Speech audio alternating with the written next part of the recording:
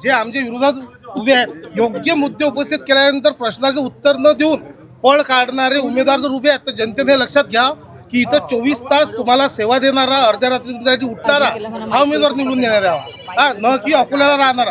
काही प्रस्थापित राजघराणे फक्त आपल्या घरातील सत्ता व आपल्याच घरातील नगरसेवक याच्यासाठी फक्त निवडणूक आली की गावात येतात आणि निवडणूक संपली की आपला धंदा बघायला अकोल्यात जातात.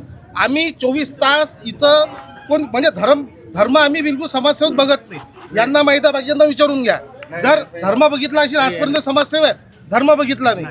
कोरोनाच्या काळामध्ये हेच जे आता सध्या पडून गेलेले उमेदवार आहेत कोरोनाच्या काळात हे स्वतः होम क्वारंटीन होते.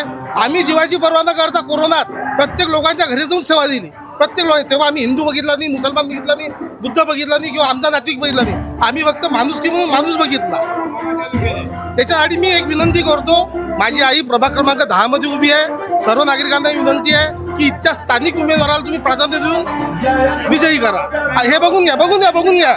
जर योग्य मुद्दा उपस्थित केला तर हे नाकामीचा विषय आहे हा सगळा.